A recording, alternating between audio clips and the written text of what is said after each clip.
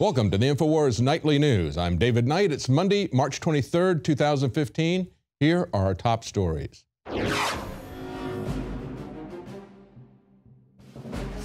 It's all a psyop. The threat fusion centers, the militarization of police, military on the streets, TSA on the streets. It's all a conditioning program to train the American people to accept what is only normal in third world dictatorships. Will we allow our journey towards despotism and tyranny to be complete, or will we turn the situation around? And speaking of and warning us about the dangers of a permanent standing military, James Madison, the author of the Bill of Rights, said this. He said, "A standing military force combined with an overgrown executive will not long be safe companions for liberty." In other words, they're going to destroy liberty. And he goes on to say, "The means of defense against foreign danger, standing armies, have always been the instruments of tyranny at home." Are we about to see that? Of course, we've had permanent wars. We've had a standing army since World War II, has never stood down. And we have an executive who rules by executive order, unashamedly, getting more and more aggressive, more and more overgrown. And of course, it was Eisenhower who warned us in his parting speech, saying that, yeah, we've always taken the military down after a conflict. We're not doing it now because of technology.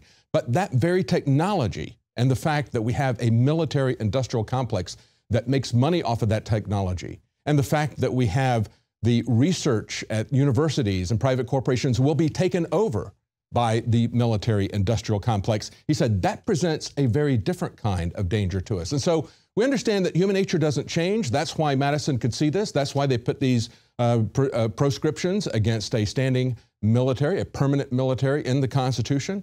We ignore the Constitution to our peril, and yet we see that it is still being rolled out. Alex Jones is going to talk about this in depth at the end of the program. But of course, today Stars and Stripes pushed back against the revelations that came out last week about Operation Jade Helm. They said that there's a slideshow that they can't verify whether or not that slide is really genuine or not. Really? Officials at USA SOCOM were not able to immediately verify the authenticity of the slideshow because their computer firewalls prevented them from accessing the websites where the document appeared. So they couldn't see Drudge Report, for example. They couldn't see Scribed because that document is up on Scribed. It's not just our website that they're censoring, but of course they could easily say and they could easily deny that that's not what was on there, but they didn't do that. And of course they go on to say that they need to do this because they need to get out into new challenging terrain. And so this needs to take place outside of military bases. Let me say again that when Joe Biggs and I went to Fort A.P. Hill and we walked around in the replica of an American city, that was not training for a foreign war. And they have replicas of American cities and other bases like Camp Lejeune, which is more rural than the one at Fort A.P. Hill. That was really targeted more towards the kinds of structures that you'll see in a city and transportation infrastructure. The one in Camp Lejeune is more rural.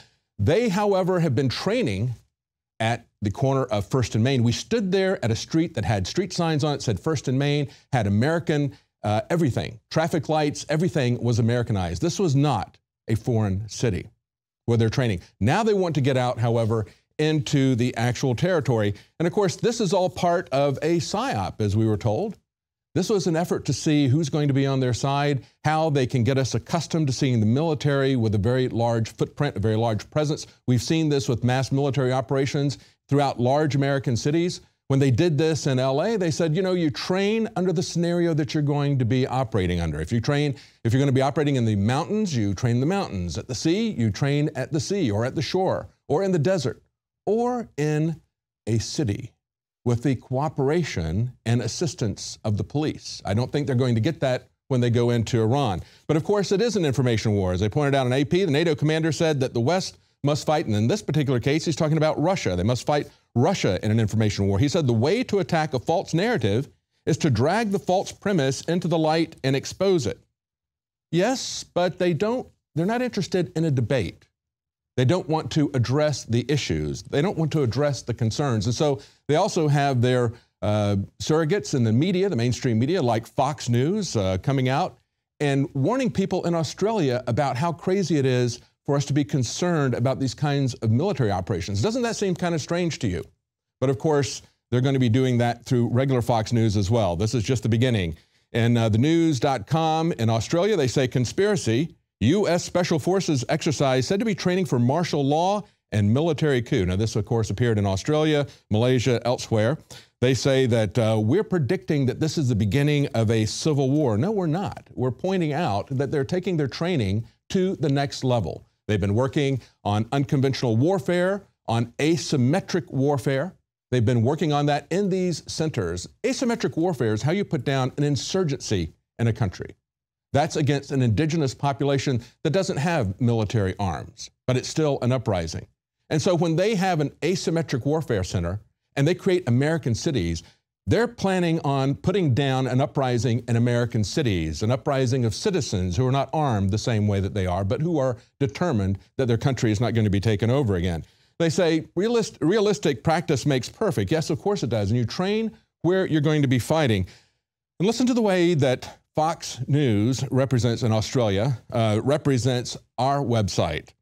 They say in a document detailing the U.S. Army's plan to wage war on the American people, this is a screaming far-right blog, Infowars. See, we're not even a news organization. We're just a screaming far-right blog. That's the way it's being put out there to the Australians. But of course, you have to look at this map.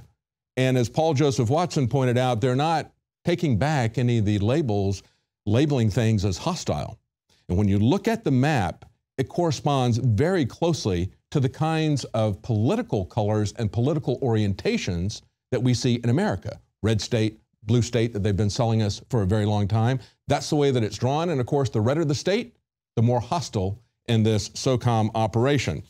Now, we also have shills that are not even in the mainstream media, shills that are in think tanks and approaching and talking to conservatives, like the Heritage Foundation. They have a publication called The Daily Signal, and they have someone writing for them, Stephen Bushy. They say he served for 3 decades as an Army Special Forces officer and a top Pentagon official. I would say he still is serving in that capacity as some kind of a bootlicking apologist for the militarist industrial complex. Now, this is someone who just wrote about the recent reintroduction of CISPA, which contains cyber threat intelligence interrogation centers. In other words, fusion centers for the NSA. He wrote in praise of those, and now he's writing, essentially setting up a straw man argument saying that these military exercises that are being proposed do not violate Posse Comitatus. Well, of course they don't. A training exercise doesn't violate it, but it is something we should be concerned about when they are training to violate Posse Comitatus. Do you understand the difference? We're not saying that this is the beginning of martial law. We're not saying that they are going to set themselves up as a militarized police, although it's getting more and more difficult to recognize the boundaries between the military and the police as they preposition MRAPs amongst our police departments. We're saying that they're training in these centers like Fort A.P. Hill and Camp Lejeune. They're training for asymmetric warfare against the American people. And now they're taking it to the next level, going outside of the military bases. That's exactly what they're doing. But of course, he says that the proud patriots of the American Southwest and their elected officials should be congratulated for assisting this effort. No, they need to wake up. It's been a long time coming, and Alex is going to break this down for you. But of course, going back to 2009, there was a MIAC report saying that they were training to take on the patriots and the people who had voted as libertarians. We also saw that the founders are being characterized as radicals that today would be domestic terrorists. And then, of course, recently, Barrett Brown had his Declaration of Independence confiscated by the FBI, saying that that was evidence of his radical leanings because he had a copy of the Declaration of Independence. See, this is not something that is left or right wing. This is something we should all be very concerned about. And in the article on Infowars.com, Paul Joseph Watson breaks this down very well. He says that they have still, and this is the crux of the issue, they have still failed to address why Texas and Utah have been labeled hostile territory. He says the explanation that the U.S. Army cannot obtain an unclassified document associated with its own training exercise may be difficult for some to swallow. Boy, I couldn't put it any better. Here they have their own document for their own training exercise, and they will neither confirm nor deny what's in that document, even though it's been all over the internet. they still pretend that it doesn't exist and make the claim that they can't see what we're talking about. They know exactly what we're talking about. And then he goes on to say, the exercise has drawn comparison to a 2012 scenario that was outlined by a retired Army colonel, in which the U.S. military is used to crush an insurgent rebellion that's overseen by Tea Party militia who take over the city of Darlington, South Carolina. We've reported on this many times. We have to understand that liberty is never given to us. Liberty is only taken. That's why we're not going to be able, as far as we look at the politics that's come out today with Ted Cruz announcing his run for presidency, that's why we can't send a Mr. Smith to Washington. He's not going to make everything all better. He can't shut down the tyrannical bureaucracies that have taken on a life of their own.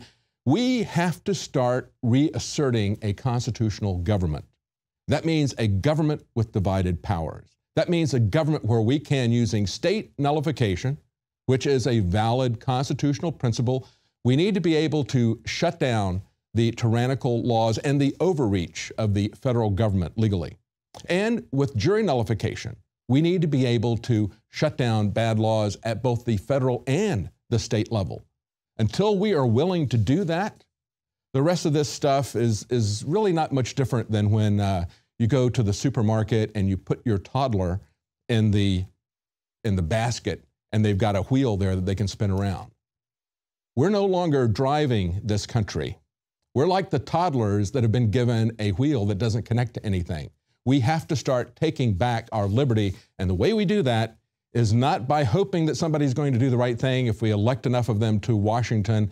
The way we do that is to block it down from the outside, because Washington, unfortunately, is too far gone, too corrupt, too much power and influence and corruption in that area. Now, of course, the person that probably will go to Washington as president next time is either going to be Jeb Bush or Hillary Clinton. Look at this article that came out of the Associated Press looking at his background in Florida. They said Jeb Bush aggressively used executive power as a Florida governor. He ruled as an executive tyrant as he criticizes Obama for doing so. Now, of course, his executive orders were things that the right could get behind, like shutting down affirmative action or giving us tax increases. Can we understand the difference between agreeing with somebody over a particular issue and disagreeing with the way they do it? Disagreeing with the fact that they act as a tyrant instead of following the democratic process. That's what Jeb Bush did as Florida's governor. That's what, of course, Obama has done as president. Yet the left won't criticize Obama because they agree with what he did in a dictatorial fashion, just as the right agreed with what Jeb Bush did in Florida in a dictatorial fashion. I don't want a dictator. Even if he's on the right side of the issues right now, he's going to be replaced further down the road with someone who is not on the right side of the issues. They pointed out that he said at the time, "We are doing the people's work, and I'm not going to let anybody, for any reason, stop us from doing that."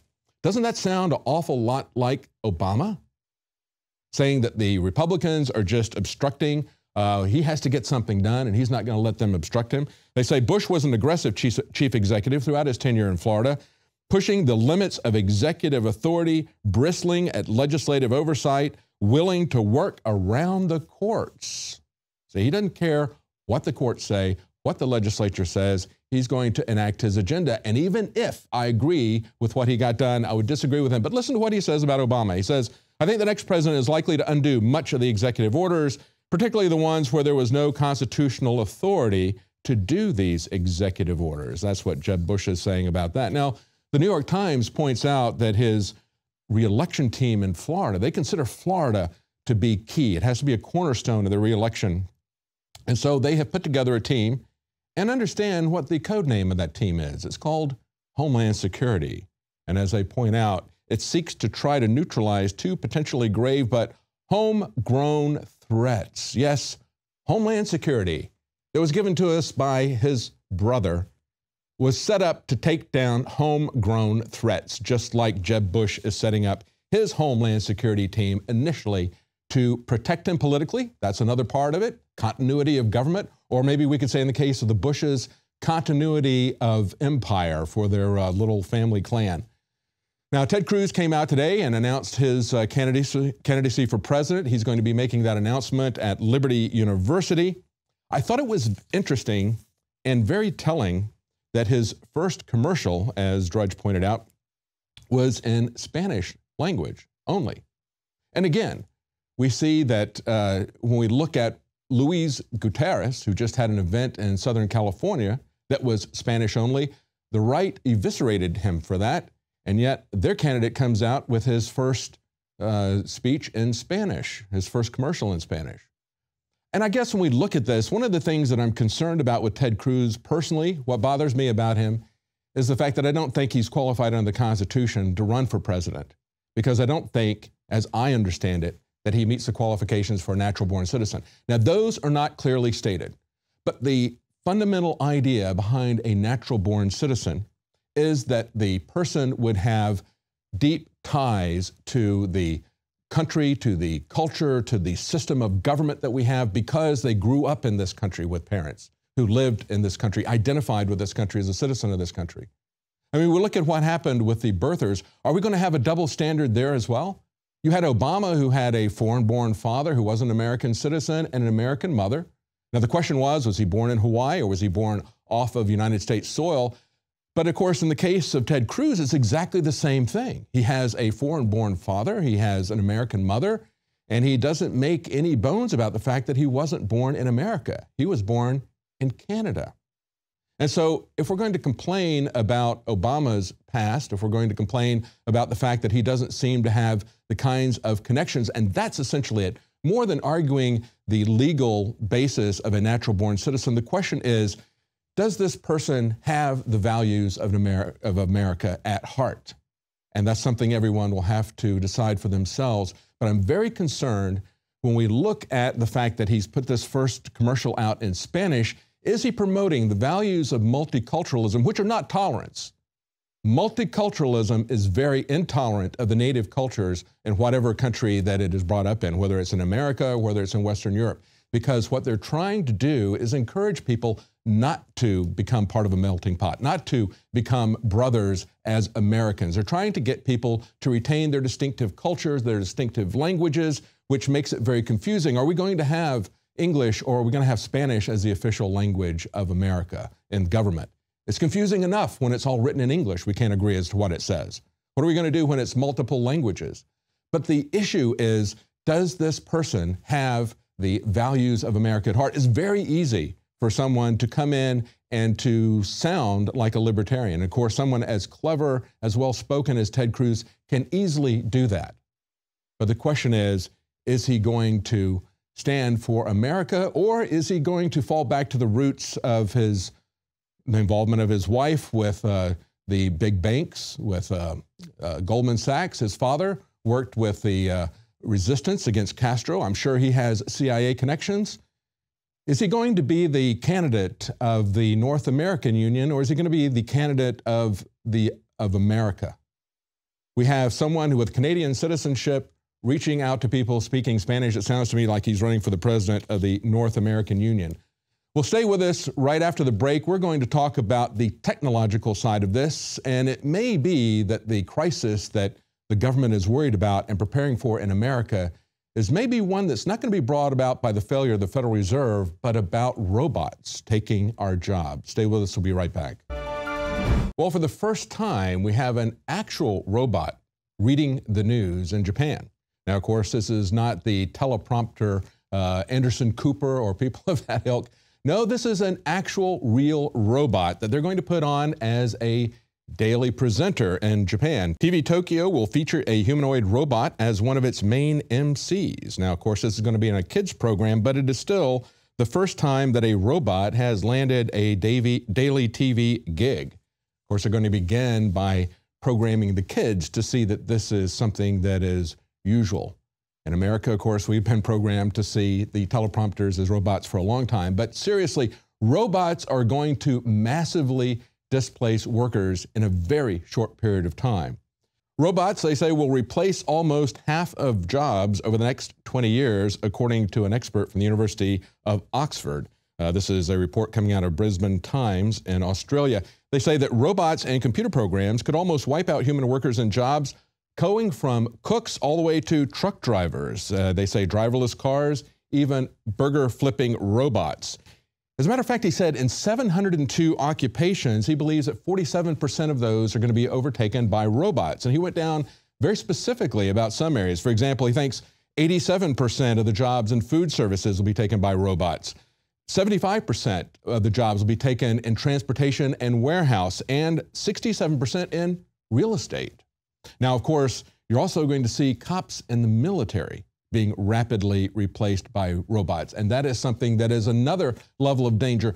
But just think about the fact that when we have 50% of the people displaced who no longer have jobs, what kind of an economic catastrophe, crisis, is that going to create? That is a depression. That is something that is very dangerous in and of itself. Perhaps that is why our government is preparing so hard to put down domestic insurrection, because they know this is coming. They know that it's coming very, very quickly. People will not have jobs. Many of these people that are going to be replaced, people who are flipping burgers, are going to have a very difficult time finding other types of jobs. Of course, they go on to say that he thinks that only 10% of the workers in IT, as well as software and hardware developers, will be replaced. Of course, what he's doing is he's getting these people to continue to design the ropes that are going to hang them eventually. But of course, in the meantime, they are going to be replaced by foreign workers from India who will work at a much lower wage base. So if they don't export the jobs to another country, if they don't turn them over to robots, they will bring in cheaper wage-based workers to take those jobs. Nevertheless, it looks very, very troubling for the economy and for political unrest that will follow that kind of massive unemployment. He goes on to say, in the long term, yes, we will see machines that will be potentially so intelligent as to have goals that aren't consistent with our own. Yeah, and then it starts to get pretty scary. And that's what Steve Wozniak has now come on board saying. He's joined the chorus of tech entrepreneurs who are concerned about the rise of robots and the rise of artificial intelligence that could come after us. Now, of course, we've talked to Hugo de Garis, who wrote The Art War.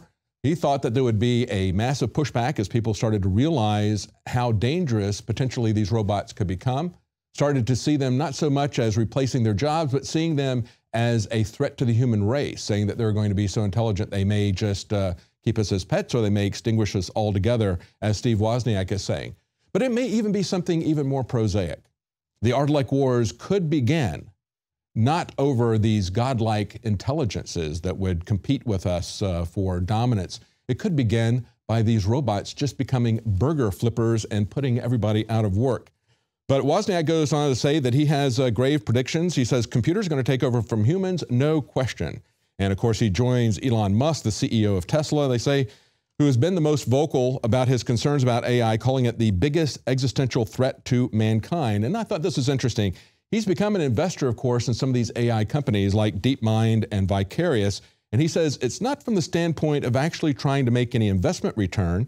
He says, I just want to keep an eye out on what's going on, because he's very concerned about it. And you all should be. One of the first places you're going to see this is when you're taking out of your car, not just if your job is as a driver in the transportation industry, but when you're taken out of your ability to move yourself around freely in this country, when every bit of movement that you have is controlled by the government. They will be controlling those computers going on there. They're rolling this technology out now very rapidly. Chevy is now putting out a parent capability to spy on their teens, because, you know, those teenagers, just like the valets when you park your Corvette, you got to worry about them. So they're going to give you surveillance tech to keep an eye out on them. And of course, you can pay extra to get that and to help them work the bugs out. This is what they're telling us in Wired Magazine. They say teenagers are terrible. Yes, but Chevy has got the solution to that. They're going to have a teen driver nanny mode available on the 2016 Chevy Malibu. It'll do things like muting the radio if the front seat drivers aren't wearing their seat belts. It'll also allow parents to put limits on their car that's associated with that specific key fob, so they can't disable safety features like stability, traction control, parking assist, daytime running lights, etc. So they're going to have all this. And here's the killer app right here. The feature will let parents see a report of total distance driven, maximum speed traveled, how many speed warnings were issued, see if there's any anti-lock or stability control events, or in other words, driver screw-ups, just like the valet mode that they put on the new Corvette. Let me explain to you that this is exactly the technology that our government is going to use against human drivers until they ban us altogether, as Elon Musk pointed out at South by Southwest last week. That's what's happening in the future. Eventually, humans will be banned from driving cars of any way, shape, or form. But in the interim, they are going to harass us mercilessly. There won't be any highway patrol. It'll be much worse than that. Everything you do will be logged and ticketed and fined. Your insurance company will know about it as well, so they can add that to your bill. They will pester and hound you to the extent that you won't be able to drive. Once they get you out, and you'll be begging at that point for an autonomous driven car because you won't be able to meet their specifications. You'll constantly be getting fined. You'll be begging for the autonomous car, and of course, some people are already begging for it. In another article from Wired Magazine, this writer is talking about the Mercedes robo-car that premiered at the Consumer Electronics Show back in January of this year in Las Vegas. And of course, that was the big theme of the Computer Electronics Show this year, was the autonomous driving cars. There were a slew of those. Of course, the one that got the most attention, the one that was the most complete, was the Mercedes robo-car.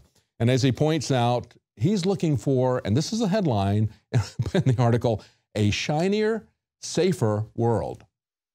That's always been the promise of technology, hasn't it? From the flying cars that we were promised back in the 1950s to now these wonderful autonomous cars that will never wreck, because I guess they won't be programmed by humans. They won't be programmed by the same people who programmed the blue screen of death for Microsoft. We'll never have to worry about them just having runaway acceleration, as we've seen in so many of the cars. So many different brands of cars have suffered from that problem. No, they're just going to put all of these systems that they've been setting up on the cars, they're going to put them all together all at once.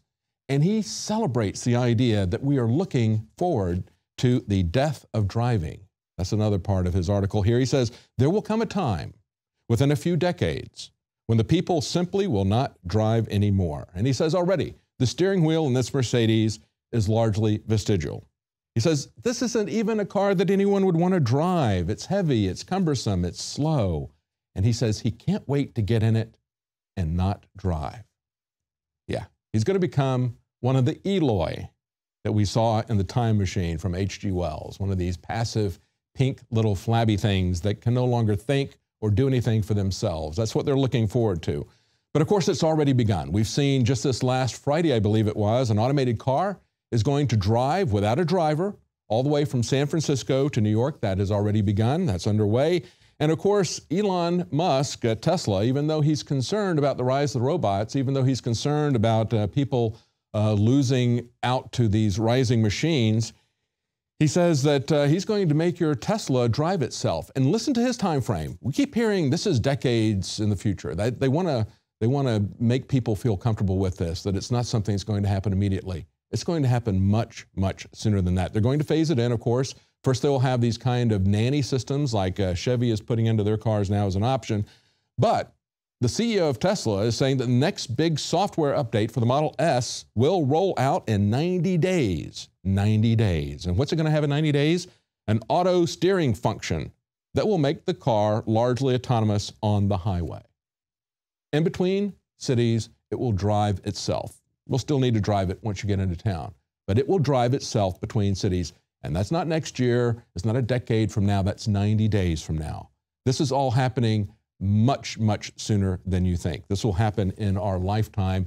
And we should be very concerned, because when we lose the freedom to move around freely, that is the kind of control over your life that you have never seen before. But that is the goal. That's one of the aspects that the federal government is moving towards, controlling our transportation, not just at the TSA, but our very movement around on the roads from place to place. Well, stay with us. Right after the break, Alex Jones is going to give us the background and what's really behind Operation Jade Helm. We'll be right back.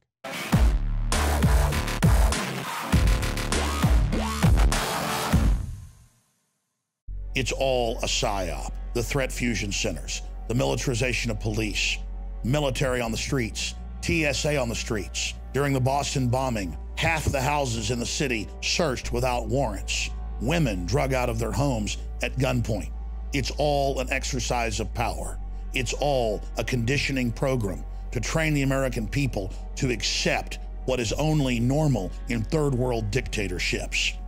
Will we allow our journey towards despotism and tyranny to be complete?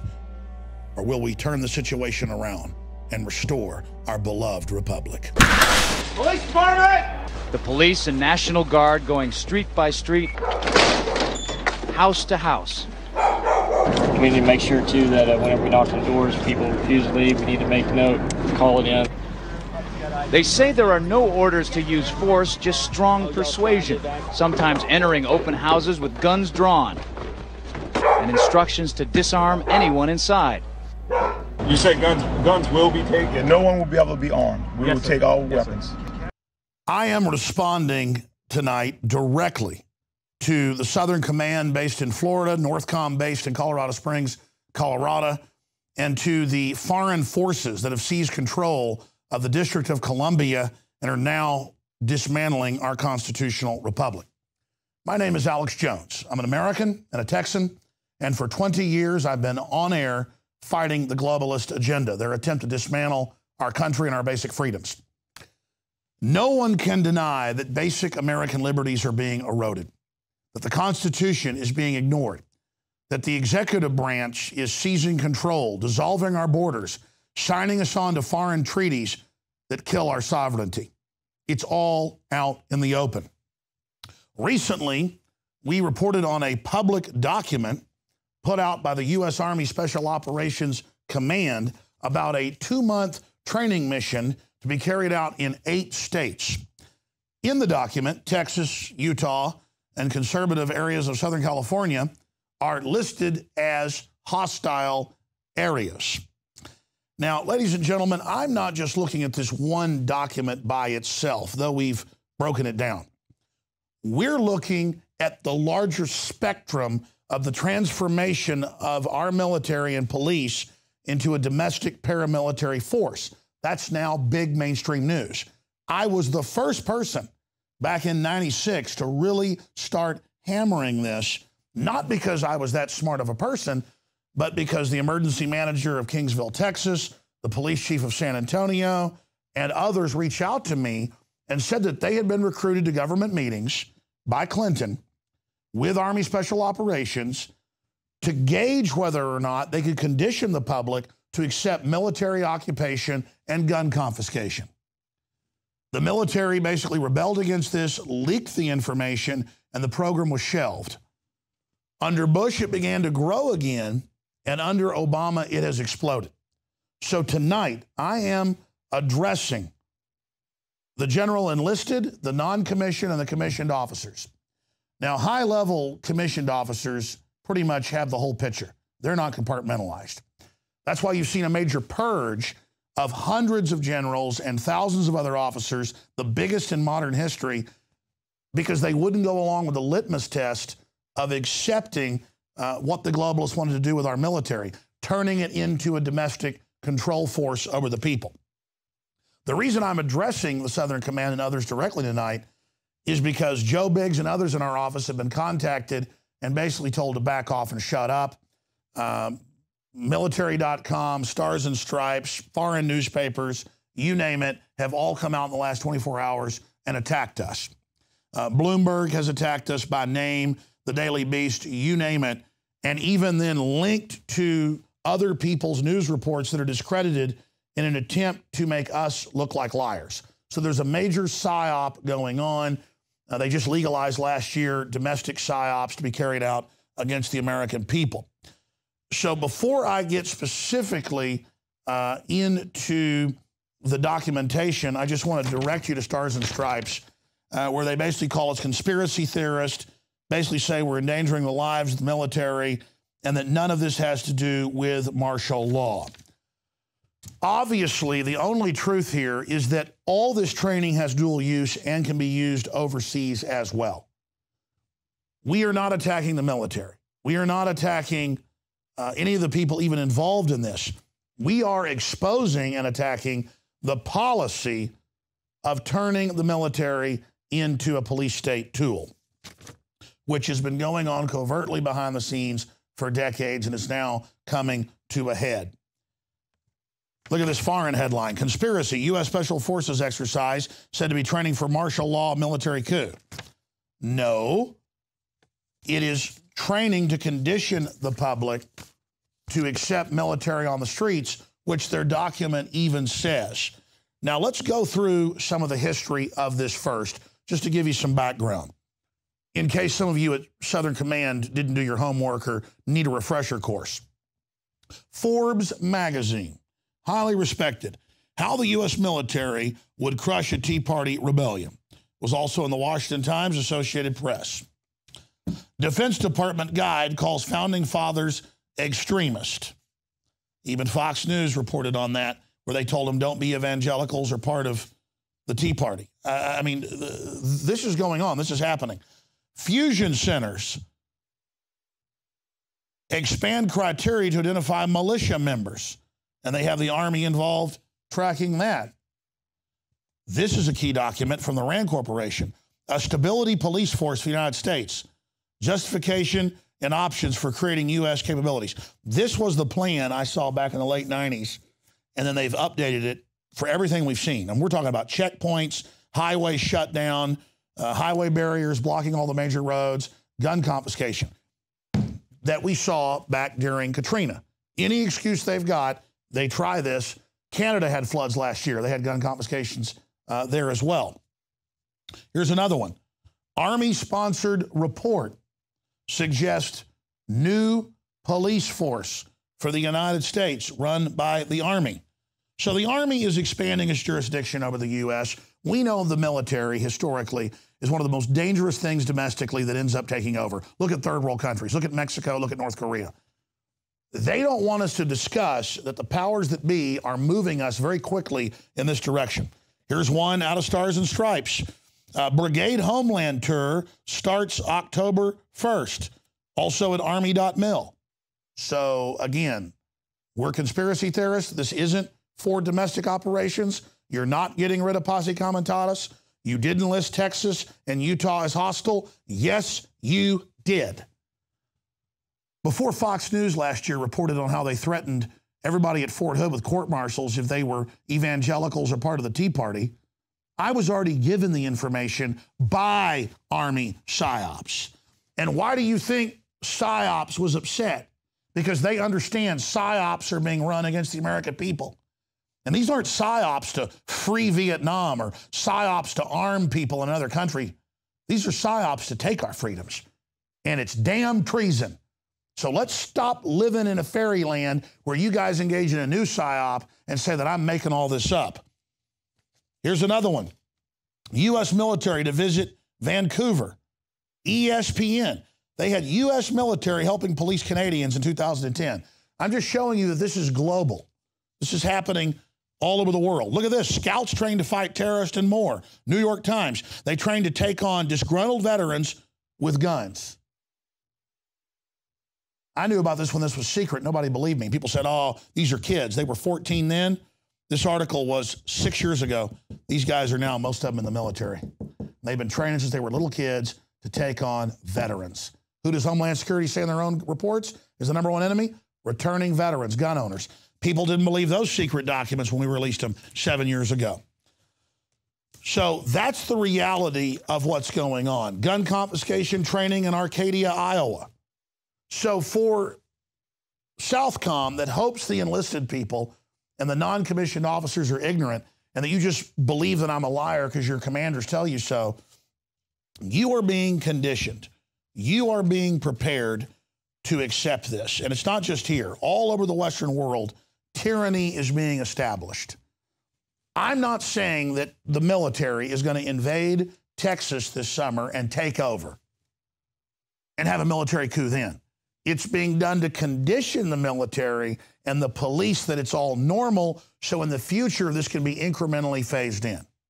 That's the stated plan by the RAND Corporation and others. I've made 4 films, Police State 2000, Police State 2 The Takeover, Police State 3 Total Enslavement, Police State 4 The Rise of FEMA, documenting it. Just today, FEMA came out and said if states don't accept global warming taxes and global warming regulations and ban all wood stoves and barbecue pits, we'll put it all on screen, that you won't get any disaster relief that's your own state money they took. That's the power of FEMA. The power to tell you where you can build and what you can do. And FEMA's COG, continuity of government, and their InfraGard, and their clergy response teams turning citizens into HUMET spies. The Army all knows this. You've been training for decades for it. But before it was a small part of the training, now it's becoming the main mission. Just like Homeland Security said 3 years ago, their new mission isn't fighting radical Islam, it's fighting domestic groups, and at the top of that was veterans. Militaries are always used to bring in tyranny. Who can deny Obama has just dissolved the borders without any congressional authority? Who can deny they're shutting down the power plants with no congressional authority under carbon taxes? Who can deny the FCC just seized control of the internet? Who can deny you're getting EAS alerts on your phones from the president? Who can deny the internet kill switch Obama has? Who can deny they put our military under NATO command?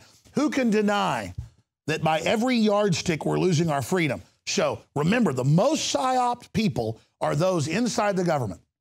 They keep you compartmentalized. They keep you in the dark and feed you crap. And now they're there telling you there's no militarization, there's no plan, there's nothing going on.